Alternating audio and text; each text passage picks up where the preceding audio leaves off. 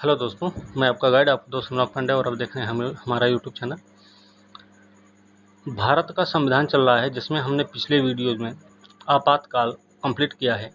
आपातकालीन प्रावधान में हमने 3 प्रकार के प्रावधान बताए: आपातकालीन, राष्ट्रीय आपात, राष्ट्रपति शासन और वित्तीय आपातकाल, जो कि जर्मनी के संविधान से लिया गया है। उनके बारे में हम अलग अलग तरीके के कुछ प्रावधान हैं जिनका वर्णन संविधान में किया गया है, हमने उसके बारे में चर्चा की है। वीडियोज इम्पोर्टेंट हैं क्योंकि ये आपकी परीक्षा को ध्यान में रखकर बनाए गए हैं। ध्यान में इस तरीके से रख के बनाया गया है कि ताकि आपके परीक्षा में आने वाले कोई भी पॉइंट, कोई भी प्रश्न छूटने ना पाएँ आपसे। ठीक है, तो उम्मीद करते हैं कि आप लोग वीडियो को ध्यान से सुनेंगे, उनको समझने की भी कोशिश करेंगे और अपने परीक्षा में अच्छा से अच्छा प्रदर्शन भी करेंगे। तो इसी के साथ आज की वीडियो की शुरुआत करेंगे। वीडियो अच्छी लगे तो लाइक शेयर कमेंट जरूर करें, साथ में चैनल को सब्सक्राइब भी कीजिए। तो चलिए शुरू करते हैं। आज का चैप्टर है राष्ट्रपति। ठीक है, राष्ट्रपति जो भारत का सर्वोच्च पद माना जाता है। ठीक है, हमने आपको पढ़ाया भी है क्लास में, तो हमें लगता है कि आप जब वीडियो सुन लेंगे तो वो क्लास में जो पढ़ाए हैं और यहाँ वीडियोज़ में जो बताएंगे, दोनों को मिला के जब समझ लेंगे तो आपको फिर आगे कोई दिक्कत नहीं होगी। ठीक है, तो संविधान के भाग 5 में अनुच्छेद 52 से 78 के बीच में इस बात का वर्णन है कि इनका निर्वाचन कैसे होगा, इनकी पद, योग्यता, शपथ और शर्तें क्या क्या रहेंगी, इनकी पदावधि, महाभियोग, इनकी शक्तियाँ, इन सब के बारे में चर्चा करेंगे। तो पहली बात है कि भारत का राज्य प्रमुख है।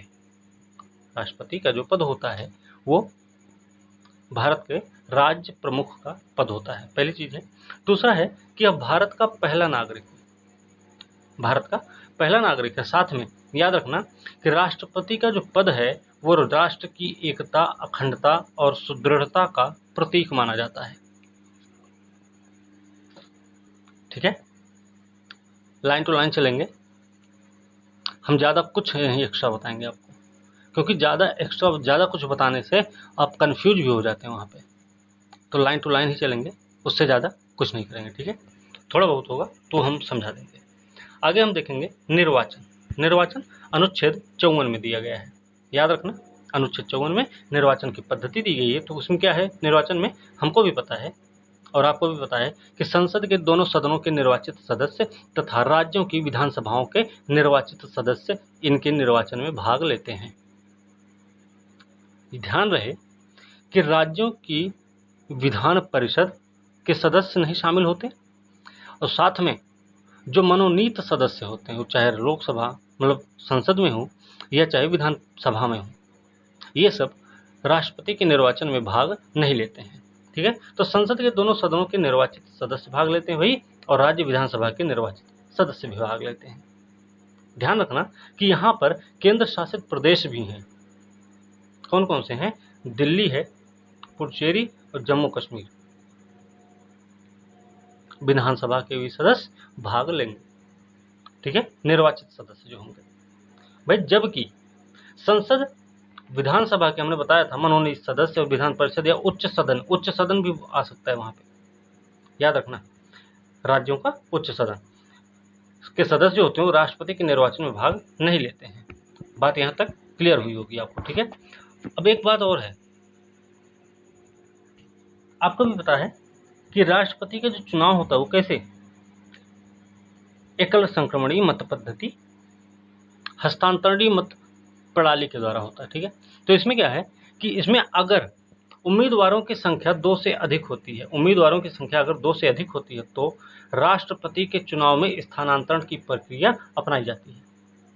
2 से अधिक उम्मीदवार होने पर यह निर्वाचन में क्या होता है कि चुनाव में हस्तांतरण की प्रक्रिया अपनाई जाती है, जिसमें सबसे कम जो वोट पाते हैं उम्मीदवार, उनके मतों को रद्द कर दिया जाता है तथा जो उनके मत होते हैं उनको उम्मीदवारों में, बाकी 2 उम्मीदवार जो बचे होते हैं उनमें बांट दिया जाता है।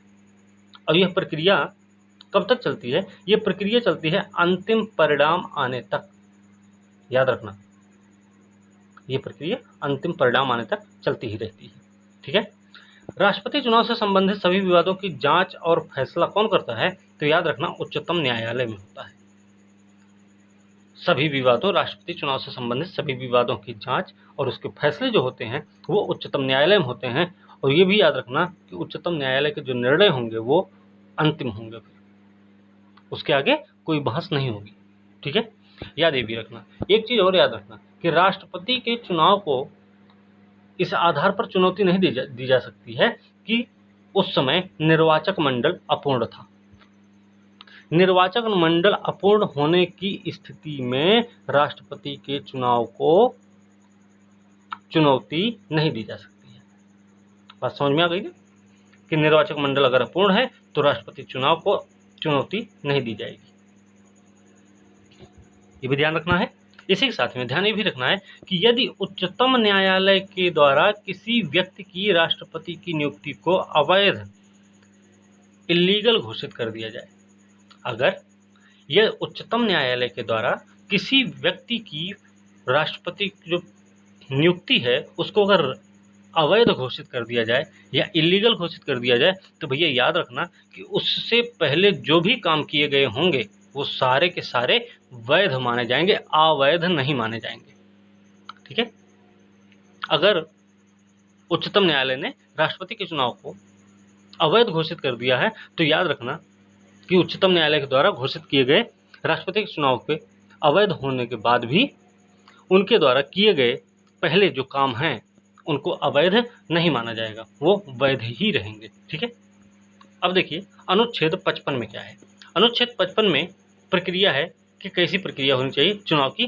तो अप्रत्यक्ष चुनाव होता है, एकल संक्रमणीय मत पद्धति होती है तथा आनुपातिक प्रतिनिधित्व होता है। ठीक है। मतलब जनता द्वारा प्रत्यक्ष रूप से चुने गए प्रतिनिधियों के द्वारा राष्ट्रपति का चुनाव किया जाता है। ध्यान रखना इसका। ठीक है। चलिए आगे की देखते हैं। आगे हम योग्यता, शपथ और शर्तों के बारे में बात करेंगे। तो याद रखना योग्यता के बारे में अनुच्छेद 58 में चर्चा की गई। अनुच्छेद 58 में योग्यता की चर्चा की गई है। तो योग्यता क्या है भाई? पहली योग्यता है कि भारत का नागरिक हो। दूसरा है भारत में जन्मा नागरिक नहीं बात हो रही, सिर्फ भारत का नागरिक हो, ये याद रखना। जन्मा नागरिक की बात नहीं हो रही, शब्द नहीं, जन्मा कहीं शब्द नहीं दिख रहा ना आपको, सिर्फ भारत का नागरिक हो। दूसरा है कि 35 वर्ष की आयु पूरी कर चुका हो। तीसरी शर्त है कि लोकसभा का सदस्य बनने की योग्यता हो, लेकिन ये लोकसभा का सदस्य नहीं होना चाहिए। लोकसभा का सदस्य बनने की योग्यता होनी चाहिए लेकिन वो लोकसभा का सदस्य नहीं होना चाहिए। ठीक है। इसके अलावा लाभ के पद पर ना हो। बस समझ रहे, ये 4 योग्यताएं हैं 58 में, अनुच्छेद 58 में दी गई हैं। भारत का नागरिक होना चाहिए, जन्मा की बात नहीं हो रही यहाँ पे, सिर्फ भारत का नागरिक होना चाहिए, 35 साल की आयु पूरी कर चुका हो, लोकसभा का सदस्य बनने की योग्यता हो, ना कि लोकसभा का सदस्य होना चाहिए। ठीक है, याद रखना। फिर लाभ के पद पर भी ना हो। अब इसके अलावा 50 प्रस्तावक और 50 अनुमोदक की अवश्य जरूरत पड़ती है। 50 अनुमोदक और 50 प्रस्तावक की जरूरत होती है। 15,000 रुपये जमानत राशि जमा की जाती है। यहाँ तक क्लियर हो गया होगा। ठीक है, आगे देखते हैं। फिर शपथ के बारे में अगर हम बात करें तो अनुच्छेद 60 में दिया गया, और अनुच्छेद 60 में कहा गया है कि राष्ट्रपति जो हैं उच्चतम न्यायालय के मुख्य न्यायाधीश के समक्ष शपथ लेंगे। अगर मान लीजिए कि उच्चतम न्यायालय के मुख्य न्यायाधीश उस समय उपस्थित नहीं हैं तो उच्चतम न्यायालय के वरिष्ठतम न्यायाधीश के समक्ष शपथ लेंगे। उच्चतम न्यायालय के मुख्य न्यायाधीश की अनुपस्थिति में ऐसा होता है कि उच्चतम न्यायालय के वरिष्ठतम न्यायाधीश शपथ दिलवाते हैं फिर। ठीक है, अनुच्छेद 60 के तहत। शर्तें क्या क्या हैं भाई? शर्तें देख लें। अनुच्छेद 59 में बताया गया है कि इनकी कुछ शर्तें रहेंगी। शर्तें क्या क्या हैं? कि संसद का या राज्य विधायिका का सदस्य ना हो। संसद का या राज्य विधायिका का सदस्य ना हो, पहली चीज। दूसरा है कि अन्य लाभ का पद धारण नहीं करेगा। तीसरा है कि बिना कोई किराया दिए आधिकारिक निवास भी रहेगा इनके पास। समझ रहे हैं, बिना कोई किराया दिए आधिकारिक निवास होगा। संसद के द्वारा जो निर्धारित उपलब्धियां होगी, वेतन होंगे, भत्ते होंगे, विशेषाधिकार होंगे, वेतन नहीं, उपलब्धियां, भत्ते, विशेषाधिकार जो प्राप्त होंगे, उनको उनकी पदावधि के दौरान कम नहीं किया जा सकता है। ध्यान रखना इसको भी, समझ गए। चलिए अब पदावधि की चर्चा कर लेते हैं। पदावधि की अगर हम चर्चा करेंगे तो हमको सबसे पहले ध्यान रखना भैया कि पद धारण करने की तिथि से 5 वर्ष तक रहेगा। समझ रहे हैं ना, ये नहीं इसमें दिया गया कि चुनाव जीतने के बाद, चुनाव जब हो जाए तब से 5 साल। पद धारण जैसे शब्द का प्रयोग किया गया है तो इस पर थोड़ा सा ध्यान रखना है कि शपथ लेने के बाद जिस दिन पद ग्रहण हो जाएगा उसी दिन से लेकर 5 साल तक है इनका कार्यकाल। दूसरा है कि यहाँ अपने कार्यकाल से पहले भी, कार्यकाल समाप्त होने से पहले ये उपराष्ट्रपति को अपना त्यागपत्र भी दे सकते हैं। 5 साल का कार्यकाल ना पूरा हो उससे पहले भी वो उपराष्ट्रपति महोदय को क्या करेंगे, अपना त्यागपत्र दे देंगे। तीसरा है महाभियोग चलाकर भी कार्यकाल से पहले उनके पद से हटाया जा सकता है। बात समझ रहे, महाभियोग चलाकर भी कार्यकाल से पहले हटाया जा सकता है। आगे है कि अगर मान लीजिए 5 साल का कार्यकाल कंप्लीट हो चुका हो, अगर 5 साल का कार्यकाल पूरा हो चुका है तो उस स्थिति में अगर मान लीजिए कोई उत्तराधिकारी नहीं है, 5 साल का कार्यकाल खत्म हो गया लेकिन अभी कोई उत्तराधिकारी नहीं है, तो उस स्थिति में वह अपने पद पर तब तक बने रहेंगे जब तक उन्हें एक नया उत्तराधिकारी नहीं मिल जाता है। ये भी एक शर्त है। पदावधि में ये भी आता है कि 5 साल का कार्यकाल पूरा हो जाने के बाद भी अगले उत्तराधिकारी के आने तक अपने पद पर आसीन रहेंगे। इसी में एक और है कि राष्ट्रपति कितनी भी बार पुनः निर्वाचित हो सकता है। समझ रहे, कोई ये नहीं है बाध्यता कि 2 बार होंगे, 3 बार होंगे, जितनी बार हो सकते हैं हो जाएंगे, वो कितनी भी बार बन जाएंगे लेकिन बनेंगे। ठीक है, अब महाभियोग की प्रक्रिया देख लेते। महाभियोग की प्रक्रिया कैसी है, तो पहली बात याद रखना कि महाभियोग की प्रक्रिया अर्धन्यायिक प्रक्रिया है। पहली चीज है तो महाभियोग में क्या है कि संविधान का उल्लंघन करने पर, संविधान का उल्लंघन करने पर महाभियोग चलाया जाएगा। लेकिन याद रखना ये भी कि संविधान का उल्लंघन करने पर जो वाक्य का प्रयोग, वाक्य हम पढ़ रहे हैं, इसका वर्णन संविधान में नहीं किया गया है। संविधान का उल्लंघन करने पर वाला जो शब्द है इसका वर्णन हमारे संविधान में नहीं मिलता है भैया, ये याद रखना। किसी भी सदन में शुरू हो सकता महाभियोग की प्रक्रिया। महाभियोग की प्रक्रिया किसी भी सदन में, चाहे लोकसभा में चाहे राज्यसभा में, कहीं भी शुरू हो जाएगा। शर्त ये नहीं है कि लोकसभा में ही होना चाहिए या राज्यसभा में ही होना चाहिए, लेकिन यही शर्त सिर्फ इतनी है कि भाई संसद के किसी भी सदन में महाभियोग की प्रक्रिया की शुरुआत की जा सकती है। इसके अलावा एक है कि जिस सदन में आरोप लगाया गया होगा, जिस भी सदन में आरोप लगाया गया होगा भाई, उसके 1/4 सदस्य, क्या है कि जिस सदन में आरोप लगाया गया होगा उस सदन के 1/4 सदस्यों के हस्ताक्षर होने चाहिए। और साथ में एक चीज और है, याद रखना कि 14 दिन पहले उनको नोटिस भी दी जानी चाहिए। जिस सदन में महाभियोग की प्रक्रिया की शुरुआत होगी वहां के 1/4 सदस्य क्या करेंगे, साइन करेंगे, हस्ताक्षर करेंगे। उसके अलावा कि 14 दिन पहले नोटिस भी देनी पड़ेगी। समझ रहे, नोटिस किसको देनी पड़ेगी, राष्ट्रपति महोदय को। ठीक है, चलिए आगे देखते हैं। आगे क्या है भाई, आगे है कि पहले सदन में 2/3 बहुमत से पारित होना चाहिए। याद रखना, पहले सदन में 2/3 बहुमत से पारित होना चाहिए। जिस सदन में शुरुआत होगी उसकी बात कर रहे हैं हम। तो पहले सदन में 2/3 बहुमत से पारित हो और दूसरे सदन में फिर भेजा जाएगा। पहले में 2/3 बहुमत से पारित होने के बाद ही दूसरे सदन में जाएगा। वो अलग है कि 1/4 सदस्य साइन करेंगे, लेकिन 2/3 बहुमत से पारित होना चाहिए, उसके बाद ही वो दूसरे सदन में भेजा जाएगा। और दूसरे सदन में अगर यह प्रस्ताव 2/3 बहुमत से पारित हो जाता है तो राष्ट्रपति को पद से हटा दिया जाता है। याद रखना, इसके अलावा महाभियोग सदन की एक अर्धन्यायिक प्रक्रिया, इसमें दो बातें ध्यान में रखनी है हमें। वही दो बातें हैं कि मनोनीत सदस्य इसमें शामिल हो जाएंगे और राज्यों की विधानसभा के सदस्य शामिल नहीं होंगे, वो चाहे निर्वाचित हो चाहे मनोनीत हो। इसमें संसद के मनोनीत सदस्यों को भी शामिल कर लिया जाएगा। ठीक है, यही शर्त होगी इसमें। तो क्या है अर्धन्यायिक प्रक्रिया, इसमें दो बातें ध्यान में रखनी है। दो बातें कौन कौन सी हैं? एक तो है भैया नामांकित सदस्य भाग लेते हैं उस संसद के, मनोनीत और निर्वाचित दोनों सदस्य संसद के भाग लेंगे इसमें। दूसरा ध्यान इस बात पे रखना है कि भैया विधानसभाओं के निर्वाचित सदस्य भाग नहीं लेते हैं, जो कि चुनाव में भाग लिए थे, अब वो महाभियोग में भाग नहीं लेंगे। बात समझ में आई? अभी तक ऐसा नहीं हुआ है कि कभी किसी राष्ट्रपति पर महाभियोग चलाया गया, अभी तक कभी किसी राष्ट्रपति पर महाभियोग नहीं चलाया गया है, ये भी बात हमें याद रखनी है। अच्छा, पद की रिक्तता को देख लें। पद की रिक्तता क्या है भाई? 5 वर्षीय कार्यकाल समाप्त हो जाए उसके बाद पद की रिक्तता होगी। त्याग पत्र देने पर पद की रिक्तता बनेगी। महाभियोग प्रक्रिया अपनाई जाए तब रिक्तता हो सकती है। मृत्यु हो जाए या पद के लिए अर्हक न होने पर या निर्वाचन अवैध घोषित हो जाए तब ऐसी स्थिति उत्पन्न हो सकती है कि निर्वाचन अवैध हो जाए या फिर पद के लिए अर्हक ना हो। समझ गए बात को? लेकिन हमने पहले बता रखा है कि शर्त ये भी है कि भाई अगर निर्वाचन अवैध घोषित कर दिया जाता है उच्चतम न्यायालय के द्वारा, तो ये भी ध्यान रखना है कि उससे पहले जो भी काम किए गए हैं राष्ट्रपति के नाम से, वो काम अवैध नहीं माने जाएंगे। ये बात हमें याद रखनी है।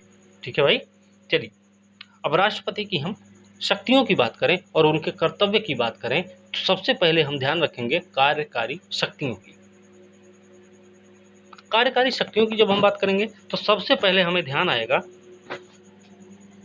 कि भारत सरकार के सभी शासन संबंधी कार्य जो होते हैं भैया, वो होते हैं कार्यकारी शक्तियों के अंतर्गत। कार्यकारी शक्तियों के अंतर्गत भारत सरकार के सभी शासन संबंधी कार्य शामिल होते हैं। दूसरा है आदेश और अनुदेश वैध होने के लिए नियम बनाना। आदेश और अनुदेश को वैध बनाने के लिए नियम बनाना, वैध होने के लिए नियम बनाना। तीसरा है केंद्र सरकार के द्वारा सहज रूप से कार्य करने और मंत्रियों के बीच वितरित होने के लिए नियम बना सकता है। क्या है कि केंद्र सरकार के द्वारा सहज रूप से कार्य करने और मंत्रियों के बीच वितरित होने के लिए नियम बना सकता है। अगला पॉइंट है प्रधानमंत्री व अन्य मंत्रियों की नियुक्ति राष्ट्रपति महोदय ही करते हैं, तो ये कार्यकारी शक्ति है। कार्यकारी शक्ति के अंतर्गत एक और है महान्यायवादी की नियुक्ति। आपको एक बात हमने अभी पढ़ा ही नहीं है, प्रधानमंत्री वाला चैप्टर, तो उसमें हम आपको बताएंगे जो महान्यायवादी का पद है वो कैसा है? परंपरागत है। परंपरागत का मतलब क्या है कि सरकार के समाप्त होने के बाद, ठीक है, सरकार के साथ ही महान्यायवादी का पद समाप्त हो जाता है। परंपरागत नियम यही है कि महान्यायवादी का पद सरकार के साथ ही समाप्त हो जाता है। ठीक है, याद रखना महान्यायवादी की जो नियुक्ति होती है वो राष्ट्रपति के प्रसाद पर्यंत होती है भाई। राष्ट्रपति के प्रसाद पर्यंत महान्यायवादी की नियुक्ति की जाती है। तो एक चीज और याद रखना, ये प्रश्न आ चुका है, ठीक है, याद रखना भाई इस बात को। आगे इसके अलावा है कैग, कंट्रोलर ऑडिटर जनरल, क्या है नियंत्रक महालेखा परीक्षक, सीईसी चीफ इलेक्शन कमीशन, अन्य चुनाव आयुक्त, यूपीएससी के अध्यक्ष और सदस्य। याद रखना राज्यपाल, वित्त आयोग का अध्यक्ष व सदस्य की नियुक्ति भी जो है कार्यकारी शक्ति के अंतर्गत आती है। ठीक है, तो क्या क्या है? कैग, सीईसी, अन्य चुनाव आयोग, यूपीएससी के अध्यक्ष और सदस्य, राज्यपाल, वित्त आयोग के अध्यक्ष और सदस्य की नियुक्ति जो है राष्ट्रपति के द्वारा की जाती है, जो कि यह इस कार्यकारी शक्ति के रूप में वर्णित है संविधान में, भारतीय संविधान में। ठीक है, अगला क्या होगा कि केंद्र के प्रशासनिक कार्यों और विधायिका के प्रस्तावों से संबंधित जानकारी की मांग प्रधानमंत्री से कर सकते हैं। अगला पॉइंट क्या होगा भाई? अगला पॉइंट है केंद्र के प्रशासनिक कार्यों और विधायिका के प्रस्तावों से संबंधित जानकारी की मांग प्रधानमंत्री से कर सकता है।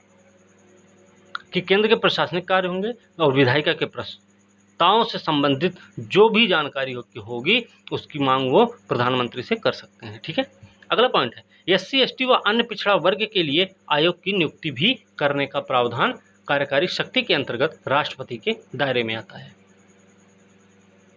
बात समझ रहे हैं। अगला है अंतर्राज्यीय परिषद की नियुक्ति, ये भी राष्ट्रपति का ही काम है, वो भी कार्यकारी शक्ति है। केंद्र शासित राज्यों का प्रशासन देखता है। ये प्रश्न आ चुका है, ये पॉइंट कि केंद्र शासित राज्यों का प्रशासन देखता है। तो केंद्र शासित प्रदेशों के जो प्रशासन का काम देखता है राष्ट्रपति महोदय, वो खुद भी देख सकते हैं या फिर उनके द्वारा नियुक्त प्रशासक के द्वारा केंद्र शासित प्रदेशों का प्रशासन देखा जाता है। बात समझ रहे हैं ना। या फिर वो देखें या उनके द्वारा नियुक्त कोई प्रशासक देखें। बात समझ गए। अगला पॉइंट है कि किसी भी क्षेत्र को अनुसूचित क्षेत्र घोषित कर सकता है। याद रखना, किसी भी क्षेत्र को अनुसूचित क्षेत्र घोषित कर सकते हैं राष्ट्रपति, जो कि ये कार्यकारी शक्ति के दायरे में आता है। ठीक है, कार्यकारी शक्ति के रूप में वर्णित है हमारे भारतीय संविधान में। ठीक है, अगली है विधायी शक्तियां। तो विधायी शक्तियां देख लेते हैं। विधायी शक्तियां क्या है भाई? विधायी शक्तियां हैं कि संसद की बैठक बुलाना, स्थगित करना, लोकसभा को विघटित करना, ये सब विधायी शक्ति के अंतर्गत आता है। विधायी शक्ति के अंतर्गत क्या आता है? संसद की बैठक बुलाना भाई, स्थगित करना और लोकसभा को विघटित करना। प्रत्येक नए चुनाव के बाद, याद रखना, प्रत्येक नए चुनाव के बाद, प्रत्येक नए चुनाव के बाद और प्रत्येक वर्ष संसद के प्रथम अधिवेशन को संबोधित भी करता है। प्रत्येक चुनाव हो जाए उसके बाद पहली बैठक जो होगी, और हर साल जो पहली बैठक, हर वर्ष जो पहली बैठक होगी, हर वर्ष उसकी उस अधिवेशन की को प्रत्येक नए चुनाव के बाद जो पहली बैठक होगी और हर साल जो संसद का प्रथम अधिवेशन होगा उसको संबोधित करने का काम है राष्ट्रपति का, और जो कि विधायी शक्ति के दायरे में शामिल है, जिसका वर्णन हमारे भारतीय संविधान में किया गया है। अगला है कि संसद में लंबित किसी विधेयक या अन्यथा किसी संबंध में संसद को संदेश भी भेजने का काम है, ये भी विधायी शक्ति है। फिर लोकसभा में अध्यक्ष और उपाध्यक्ष का पद रिक्त हो जाए तो किसी वरिष्ठ सदस्य को अध्यक्ष भी बनाने का काम राष्ट्रपति महोदय का है। ये विधायी शक्ति के अंतर्गत आता है कि लोकसभा में अध्यक्ष उपाध्यक्ष का पद अगर खाली है तो उस स्थिति में वो किसी भी वरिष्ठ सदस्य को अध्यक्ष बना सकते हैं। समझ गए। अगला है कि साहित्य विज्ञान कला समाज से जुड़े व्यक्ति जानकार व्यक्तियों में से 12 सदस्यों की नियुक्ति होती है। कहाँ? राज्यसभा में, वो भी राष्ट्रपति के द्वारा ही होती है। ये विधायी शक्ति है। लोकसभा में 2 एंग्लो इंडियंस का भी चुनाव होता है। 2 एंग्लो इंडियंस समुदाय के व्यक्तियों को भी मनोनीत किया जाता है, लेकिन एक शर्त और याद रखना कि अगर इनका प्रतिनिधित्व पूरा नहीं है तो। ठीक है, ये भी चीज याद रखना है। चलिए आगे देखते हैं। चुनाव आयोग की सलाह पर संसद सदस्यों की निरर्हता के प्रश्न पर निर्णय करने का काम भी राष्ट्रपति के पास होता है। कि चुनाव आयोग अगर सलाह दे दें कि ये सदस्य हैं, इनकी निरर्हता पर, मतलब ये अर्हक नहीं है, उस योग्य नहीं है, तो उस पर वो राष्ट्रपति निर्णय ले सकता है। ठीक है, अगला है कि संसद के द्वारा पारित विधेयक, कोई संसद द्वारा कोई पारित विधेयक है तो उसमें क्या होगा? उसमें स्वीकृति दे सकते हैं, स्वीकृति को सुरक्षित रख सकते हैं, वापस पुनर्विचार के लिए भी भेज सकते हैं। लेकिन याद रखना इसमें एक पॉइंट है भैया, धन विधेयक को छोड़कर। स्वीकृति देंगे, स्वीकृति को सुरक्षित रख लेंगे या फिर उसको वापस पुनर्विचार के लिए भेज देंगे, लेकिन धन विधेयक वो नहीं होना चाहिए, क्योंकि धन विधेयक में आप वापस पुनर्विचार के लिए नहीं भेजेंगे। ठीक है, शर्त याद रखना। आगे देखते हैं। अगला है सत्रावसान की स्थिति में, संसद के सत्रावसान की स्थिति में अध्यादेश जारी करने की शक्ति भी होती है राष्ट्रपति के पास। राष्ट्रपति के पास संसद के सत्रावसान की स्थिति में अध्यादेश जारी करने की शक्ति होती है, जो कि एक विधायी शक्ति के रूप में वर्णित है भारतीय संविधान में। ठीक है, आगे क्या है? आगे है कैग, यूपीएससी, वित्त आयोग की रिपोर्ट को संसद के समक्ष रखवाना। हमने कार्यकारी शक्ति में बताया था इनकी नियुक्ति के बारे में, लेकिन विधायी शक्ति में है कि इनकी रिपोर्ट को संसद के समक्ष रखवाने का काम राष्ट्रपति का होता है। अब हम वित्तीय शक्ति के बारे में देख लें। वित्तीय शक्ति के बारे में देखेंगे तो हमें सबसे पहले ध्यान रखना है कि भैया धन विधेयक राष्ट्रपति की पूर्व अनुमति से ही संसद में प्रस्तुत किया जा सकता है। धन विधेयक राष्ट्रपति की पूर्व अनुमति से ही संसद में प्रस्तुत किया जा सकता है। दूसरा है कि वार्षिक वित्तीय विवरण को संसद के समक्ष रखवाना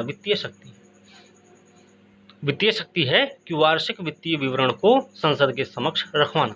अगला है अनुदान की मांग उसकी सिफारिश के बिना नहीं की जा सकती।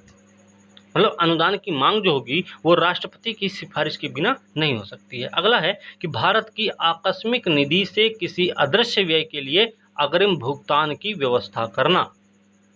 भारत की आकस्मिक निधि से किसी अदृश्य व्यय के लिए अग्रिम भुगतान की व्यवस्था करना राष्ट्रपति का ही काम है। राष्ट्रपति के पास विधायी शक्ति है भाई कि वह भारत की आकस्मिक निधि से किसी अदृश्य व्यय के लिए अग्रिम भुगतान की व्यवस्था करे। ठीक है, आगे है कि राज्य व केंद्र के मध्य राजस्व बंटवारे के लिए प्रत्येक 5 वर्ष पर वित्त आयोग का गठन होगा। ठीक है, याद रखना भाई, क्या है कि राज्य और केंद्र के मध्य राजस्व के बंटवारे के लिए प्रत्येक 5 वर्ष पर एक वित्त आयोग का गठन किया जाएगा। वित्त आयोग के गठन की बात किस अनुच्छेद में है? याद रखना, अनुच्छेद 280 में है। हमने इसकी चर्चा पहले कर रखी है आप लोगों से, है ना? याद रखना इस बात को। चलिए, जब हम बता रहे थे केंद्र राज्य संबंध, ओके, वित्तीय संबंध वाले में हमने बताया था भाग 11 और 12 में, जब हम चर्चा कर रहे थे 264 से 281 के बीच में, तब हम आपको बताए थे उसमें कि वित्त आयोग की नियुक्ति तो अनुच्छेद 280 के तहत की जाती है। ठीक है, चलिए न्यायिक शक्तियां देख लें भाई। न्यायिक शक्ति क्या क्या है? न्यायिक शक्ति के बारे में याद रखना कि उच्चतम न्यायालय के मुख्य व अन्य तथा उच्च न्यायालयों के न्यायाधीशों की नियुक्ति करने का काम राष्ट्रपति के पास है। उच्चतम न्यायालय के मुख्य व अन्य न्यायाधीश तथा उच्च न्यायालयों के न्यायाधीशों की नियुक्ति राष्ट्रपति करता है। अगला है उच्चतम न्यायालय से सलाह लेना भी राष्ट्रपति का काम है। अनुच्छेद कौन सा है? अनुच्छेद है 143 143 के तहत। 143 के तहत है कि भैया उच्चतम न्यायालय से सलाह ले सकते हैं, लेकिन याद रखना यहाँ पे एक शर्त है कि भाई मानने के लिए बाध्य नहीं। सलाह तो ले सकते हैं लेकिन मानने के लिए बाध्यता नहीं है। अगला है कि दंड में क्षमादान, प्राणदंड स्थगित और राहत तथा माफी प्रदान करना। ये क्या है? ये न्यायिक शक्तियां हैं राष्ट्रपति की, जिसको हम संविधान में पढ़ते भी हैं, तो याद रखना भाई। ठीक है, ये वाला पॉइंट पेपर में आ चुका है और कई बार ये भी पूछा गया उच्च न्यायालयों के न्यायाधीशों की नियुक्ति पर भी प्रश्न आया हुआ है, तो याद रखना भाई। चलिए, कूटनीतिक शक्तियां क्या हैं? कूटनीतिक शक्तियां हैं भैया अंतर्राष्ट्रीय संधियां और समझौते राष्ट्रपति के नाम पर होते हैं। कार्यकारी प्रमुख है ना राष्ट्रपति महोदय, कार्यकारी प्रमुख हैं, लेकिन एक याद रखना यहाँ पे कि वास्तविक कार्यपालिका शक्ति राष्ट्रपति के पास नहीं है, नाम मात्र की कार्यपालिका शक्ति है। ठीक है, लेकिन याद रखना अंतर्राष्ट्रीय संधियां होंगी, जो समझौते होंगे वो राष्ट्रपति के नाम पर ही होंगे। दूसरा है कि अंतर्राष्ट्रीय स्तर पर भारत का प्रतिनिधि होता है, ये इनकी कूटनीतिक शक्ति है। सैन्य शक्ति की बात करें तो सैन्य बलों का सर्वोच्च सेनापति होता है भाई, ये भी हमें ध्यान रखना है। सैन्य बलों का सर्वोच्च सेनापति कौन? राष्ट्रपति। एक और आता है प्रश्न, राजनीतिक सेनापति, प्रधानमंत्री को बोलते हैं। ठीक है, अगला है युद्ध या समाप्ति की घोषणा, वो भी कैसे? संसद की अनुमति पर युद्ध या समाप्ति की घोषणा करने का काम किसका है? राष्ट्रपति का। अब राष्ट्रपति की क्षमादान शक्ति के बारे में देखेंगे। राष्ट्रपति की क्षमादान शक्ति कैसी है? तो अनुच्छेद, पहली बात याद रखना भैया, अनुच्छेद 72 में कहा गया है, अनुच्छेद 72 में बताया गया है कि राष्ट्रपति की क्षमादान की शक्तियां क्या क्या हैं।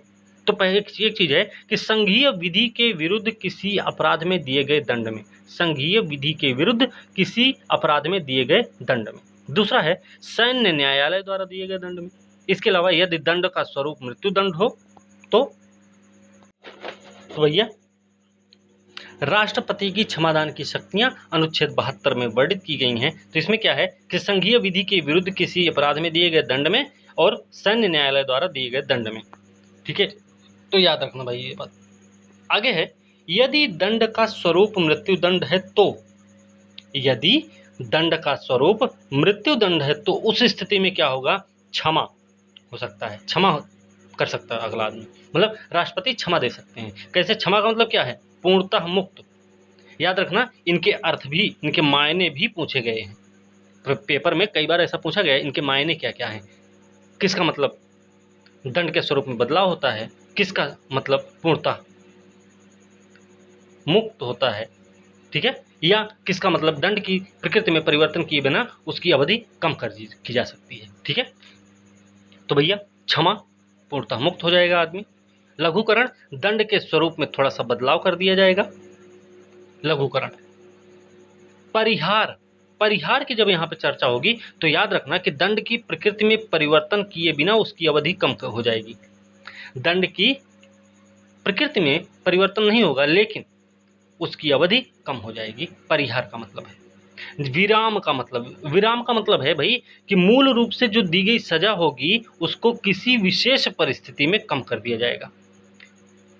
विराम का मतलब है कि मूल रूप से जो सजाएं दी गई, सजा दी गई होगी उसको किसी विशेष परिस्थिति में कम कर दिया जाएगा। वो विशेष परिस्थिति क्या होगी भाई? विशेष परिस्थिति होगी शारीरिक अपंगता, याद रखना। महिलाओं की गर्भावस्था की अवधि जो होगी वो होगी क्या? विशेष परिस्थिति होगी। विशेष परिस्थिति के रूप में इनकी चर्चा हुई है। आगे है प्रविलंबन। एक है प्रविलंबन। क्या है? प्रविलंबन है कि दंड पर अस्थायी रोक लगा दी जाएगी। प्रविलंबन, दंड पर अस्थायी रोक लगा दी जाएगी। विशेषता कब? विशेष रूप से मृत्यु दंड वाले मामले में। ठीक है, तो हमें ये भी चीज याद रखनी है। क्षमादान की शक्तियां, क्षमादान की शक्तियां राष्ट्रपति और राज्यपाल की समान है। क्षमादान की शक्ति के रूप में अगर हम देखते हैं तो राष्ट्रपति और राज्यपाल के दोनों समान है, लेकिन सैन्य न्यायालय के द्वारा दी गई सजा व मृत्यु दंड में राज्यपाल कोई भी बदलाव नहीं कर सकता। भाई ये चीज हमें ध्यान रखनी है। सैन्य न्यायालय वाले मामले में राज्यपाल का कोई हस्तक्षेप नहीं है। राज्यपाल मृत्यु दंड को निलंबित कर सकता है, परिवर्तित कर सकता है, दंडावधि को कम भी कर सकता है। मृत्यु दंड की अवस्था में बात कर रहे हैं हम, लेकिन सैन्य न्यायालय वाले मामले में कोई हस्तक्षेप नहीं होगा राज्यपाल के द्वारा। अच्छा, राष्ट्रपति की संवैधानिक स्थिति की अगर हम बात करें तो इसमें हमको क्या समझ आएगा कि भैया कार्यकारी प्रधान होते हैं ये। राष्ट्रपति की संवैधानिक स्थिति में ये कार्यकारी प्रधान होते हैं। ये प्रधानमंत्री और मंत्रिमंडल की सहायता व सलाह से काम करते हैं। प्रधानमंत्री और मंत्रिमंडल की सहायता व सलाह से काम करते हैं, ये कार्यकारी प्रधान है। संघ की कार्यपालिका शक्ति जो होती है वो राष्ट्रपति में निहित है और वह इसका प्रयोग संविधान के अनुसार खुद करे या अपने अधीनस्थ अधिकारियों द्वारा कर सकता है। संघ की कार्यपालिका शक्ति राष्ट्रपति में निहित है और वो इसका प्रयोग संविधान के अनुसार खुद कर सकते हैं या फिर अपने अधीनस्थ अधिकारियों द्वारा कर सकते हैं। अनुच्छेद 53 में ये चीज बताई गई है। ठीक है, अगला है कि राष्ट्रपति को सहायता व सलाह के लिए प्रधानमंत्री के नेतृत्व में एक मंत्रिपरिषद होगी। इस बात की चर्चा है कि राष्ट्रपति को सहायता सलाह के लिए प्रधानमंत्री के नेतृत्व में एक मंत्रिपरिषद होगी अनुच्छेद 74 के तहत। लेकिन याद रखना जो इस सलाह वाली बात है कि मंत्रिपरिषद होगी सलाह व सहायता के लिए, वो बाध्यकारी है। इस बात का वर्णन 42वें संविधान संशोधन के द्वारा किया गया है। 42वें संविधान संशोधन में कहा गया भैया कि जो भी मतलब राष्ट्रपति को सहायता और सलाह देने के लिए जो प्रधानमंत्री के नेतृत्व में एक मंत्रिपरिषद होगी वो बाध्यकारी है, लेकिन 44वें संविधान संशोधन वहीं पे याद रखना, 42वें बाध्यकारी बनाया गया, लेकिन वहीं 44वें में क्या कहा गया 1978 के द्वारा कि भाई यह ऐसा भी है कि वो पुनर्विचार के लिए वापस कर भी सकता है, लेकिन एक शर्त और है कि अगर पुनर्विचार के बाद वो सलाह वापस जाती है तो उसे मानते हैं फिर, ठीक है, याद रखना। अगला है कि मंत्रि परिषद जो है वो लोकसभा के प्रति सामूहिक रूप से उत्तरदायी होती है, लगे हाथ ये भी ध्यान रखना है कि मंत्रिपरिषद लोकसभा के प्रति सामूहिक रूप से उत्तरदायी होती है। अनुच्छेद 75 में इस बात की चर्चा हुई है। संवैधानिक विवेक स्वतंत्रता नहीं है, संवैधानिक विवेक स्वतंत्रता नहीं है, लेकिन पारिस्थितिकीय विवेक स्वतंत्रताएं हैं इनके पास। मतलब संवैधानिक विवेक स्वतंत्रता इनके पास नहीं है, लेकिन परिस्थिति अगर ऐसी आती है तो उस परिस्थिति के आधार पर इनकी विवेक स्वतंत्रताएं हैं। जैसे अब उसमें कुछ चीजें हैं, जैसे क्या है भाई, एक तो यही है कि लोकसभा में किसी भी दल के स्पष्ट बहुमत ना होने पर, ये आपको भी पता होगा कि लोकसभा में किसी भी दल के पास स्पष्ट बहुमत नहीं है, तो उस स्थिति में बहुमत ना होने पर, दूसरी है कि प्रधानमंत्री की मृत्यु होने पर, स्पष्ट उत्तरदायी न होने पर प्रधानमंत्री की नियुक्ति कर सकते हैं। मृत्यु हो जाए, किसी दल को बहुमत न प्राप्त हो, या फिर स्पष्ट उत्तरदायी ना हो कोई, तो उस स्थिति में प्रधानमंत्री की नियुक्ति करने का काम राष्ट्रपति के पास है, जो कि क्या है, परिस्थितीय विवेक स्वतंत्रता है, ना कि संवैधानिक विवेक स्वतंत्रता है। बात समझ गए? संवैधानिक विवेक स्वतंत्रता नहीं, बल्कि यह परिस्थितीय विवेक स्वतंत्रता है भाई। अगला है कि सदन में विश्वास मत सिद्ध ना होने पर, सदन में विश्वास मत सिद्ध ना होने पर मंत्रिमंडल को विघटित कर सकता है, यह भी विवेक स्वतंत्रता है। परिस्थितीय विवेक स्वतंत्रता है कि संसद में अगर विश्वास मत सिद्ध नहीं हो पा रहा है तो उस समय मंत्रिमंडल को विघटित कर सकता है। एक और है कि मंत्रिमंडल के द्वारा बहुमत खो देने पर लोकसभा भंग कर सकता है भाई, ये भी एक परिस्थितीय विवेक स्वतंत्रता है, संवैधानिक विवेक स्वतंत्रता नहीं है। फिर भी हम बता दे रहे हैं, अभी भी आपको बता दे रहे हैं, याद रखना। अब हम देखेंगे राष्ट्रपति हैं जिन पे प्रश्न कई बार पूछा गया है कि किस व्यक्तिगत क्रम में या कार्यकाल के क्रम में कौन से नंबर के राष्ट्रपति हैं, ठीक है। तो याद रखना, सबसे पहले राष्ट्रपति कौन बने भाई, डॉक्टर राजेंद्र प्रसाद। 1 से 3 कार्यकाल तक रहे हैं ये, ठीक है। कार्यकाल के अनुसार की बात करें 1 से 3, लेकिन व्यक्ति के अनुसार बात करें तो 1 नंबर है इनका, डॉक्टर राजेंद्र प्रसाद। दूसरे रहे डॉक्टर सर्वपल्ली राधाकृष्णन, कार्यकाल में चौथे हैं लेकिन व्यक्ति में दूसरे हैं। डॉक्टर जाकिर हुसैन हैं जो कि 5वें नंबर में है कार्यकाल में, लेकिन व्यक्ति में तीसरे नंबर पे आएंगे। तो अब यहाँ पे बात आएगी कार्यवाहक राष्ट्रपति की, जो कि भारत के पहले कार्यवाहक राष्ट्रपति कौन रहे, वीवी गिरी नाम है इनका, वीवी गिरी पहले कार्यवाहक राष्ट्रपति रहे हैं, ठीक है। दूसरे हैं न्यायमूर्ति मोहम्मद हिदायतुल्लाह, ये भी कार्यवाहक रहे हैं। लेकिन फिर याद रखना कि वीवी गिरी जो थे वो हमारे कार्यकाल में 6ठे राष्ट्रपति बने और व्यक्ति के अनुसार चौथे राष्ट्रपति हैं। आगे हैं डॉक्टर फखरुद्दीन अली अहमद। डॉक्टर फखरुद्दीन अली अहमद जो हैं वो 7 नंबर में है कार्यकाल में, 5 नंबर व्यक्ति में, व्यक्ति के अनुसार 5वां नंबर है, कार्यकाल में 7वां नंबर है भाई। बीडी जत्ती कार्यवाहक राष्ट्रपति बने, याद रखना। उनके बाद नीलम संजीव रेड्डी बने राष्ट्रपति, नीलम संजीव रेड्डी बने, इनका कार्यकाल के अनुसार 8वां क्रम है और व्यक्ति में 6ठा क्रम होगा। 7वें क्रम में देखें व्यक्ति के अनुसार में ज्ञानी जैल सिंह का नाम आता है, ज्ञानी जैल सिंह व्यक्ति के अनुसार में 7वें नंबर के हैं भाई, लेकिन कार्यकाल में 9वें नंबर में आ जाएंगे। ऐसे ही आगे हम देखेंगे तो भैया ज्ञानी जैल सिंह के बाद नंबर आता है आर वेंकट रमन। आर वेंकट रमन व्यक्ति में 8वें नंबर के हैं, कार्यकाल में 10वें नंबर में। डॉक्टर शंकर दयाल शर्मा, डॉक्टर शंकर दयाल शर्मा कार्यकाल में 11 नंबर और व्यक्ति में 9 नंबर के राष्ट्रपति हैं। इसी के साथ में डॉक्टर के आर नारायणन ये हैं कार्यकाल में 12वें नंबर के, 10वें नंबर के व्यक्ति के अनुसार में, व्यक्ति के क्रम में है, व्यक्तिगत क्रम में, ठीक है। इसी में डॉक्टर एपीजे अब्दुल कलाम भी राष्ट्रपति रहे हमारे, तो इनका क्रम अगर देखें कार्यकाल में तो 13वां नंबर आता है, याद रखना। पूछा गया प्रश्न है भाई 11 नंबर इनका व्यक्तिगत रूप से 11वां नंबर, कार्यकाल में 13वां नंबर।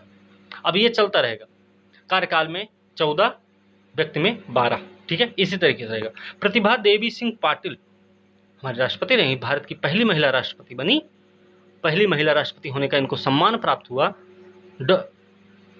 प्रतिभा देवी सिंह पाटिल नाम है इनका। ये व्यक्ति के अनुसार देखें तो इनका 14वां नंबर है, वैसे ये व्यक्ति के अनुसार 12वां नंबर है, ठीक है। ऐसे ही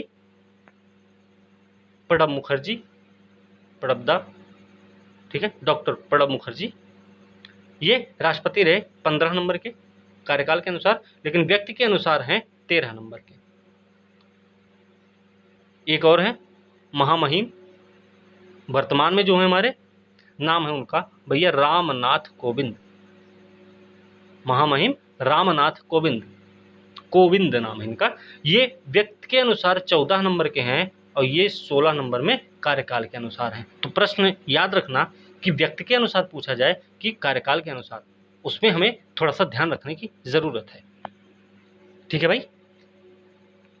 तो ये क्रम आपको उम्मीद करते हैं कि याद हो गया होगा।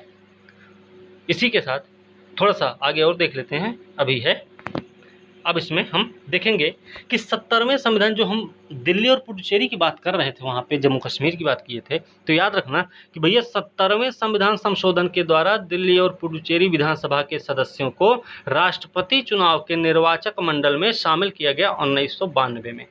ये प्रश्न आ चुका है कि 70वें संविधान संशोधन के द्वारा दिल्ली और पुडुचेरी विधानसभा के सदस्यों को राष्ट्रपति के निर्वाचक मंडल में शामिल किया गया 1992 में। 42वें संविधान संशोधन के द्वारा कुछ काम हुआ 1976 में कि राष्ट्रपति के निर्वाचन में जनसंख्या का आधार वर्ष 1971 रखा गया, लेकिन 84वें संविधान संशोधन 2002 के द्वारा यह 2026 तक निर्धारित कर दिया गया है कि मतलब 2026 तक जो भी जनसंख्या का आधार है वो वही बना रहेगा। 2026 के बाद ही अब परिवर्तन होने वाला है, ठीक है। एक और देख लेते हैं, एक और है अनुच्छेद 108। अनुच्छेद 108 में क्या है कि राष्ट्रपति संसद के दोनों सदनों का संयुक्त अधिवेशन बुला सकता है, लेकिन याद रखना अध्यक्षता तो लोकसभा के अध्यक्ष ही करेंगे, बुलाने का काम राष्ट्रपति महोदय का है, ठीक है, लेकिन अध्यक्षता का काम कौन करेगा, लोकसभा के अध्यक्ष करेंगे। अनुच्छेद 108 के तहत ये भी प्रश्न में पूछा गया है एग्जाम में आपके। तो उम्मीद करते हैं कि आपको ये सारी वीडियो, मतलब ये सारा जो हमने अभी पढ़ाया आपको, ये सब कुछ आपको अच्छे से समझ में आ गया होगा, ठीक है। और अगर एक बार में नहीं समझ में आता तो आप 2 बार सुनेंगे तो आपको याद हो जाएगा, बहुत सिंपल है, ठीक है। तो इसी के साथ आज की वीडियो हम यहीं पर समाप्त करेंगे और अगली वीडियो के साथ कल मिलेंगे। वीडियो को ध्यान से सुनने की ज़रूरत है भाई, समझने की ज़रूरत है, ताकि आपके प्रश्न, आपके पेपर में, आपके एग्ज़ाम में जो भी प्रश्न आए वो आपसे छूटने ना पाएँ, ठीक है। सिंगल 1 पॉइंट भी आपसे मिस नहीं होना चाहिए, वो एग्ज़ाम चाहे जो भी होगा, ठीक है। और वनडे एग्ज़ाम्स जो होते हैं उसमें भी, और जो आपके यूपी पीसीएस, यूपीएससी जैसे एग्ज़ाम्स हैं, या बिहार पीसीएस का एग्ज़ाम है, आरओ या लोअर पीसीएस का एग्ज़ाम है, इसमें भी आपसे एक भी पॉइंट मिस नहीं होना चाहिए, ठीक है। तो भाई ध्यान रखिएगा, और हम इसी उम्मीद के साथ ये वीडियो बनाए भी हैं, और परीक्षा को ध्यान में रखकर हमने बनाया है। आपके पेपर में कहाँ से कितना आएगा, क्या पूछा जा सकता है, वो उसको हमने ध्यान में रख के बनाया है। तो इसी के साथ आज की वीडियो हम यहीं पर समाप्त करेंगे। अगली वीडियो के साथ कल मिलते हैं, तब तक के लिए धन्यवाद।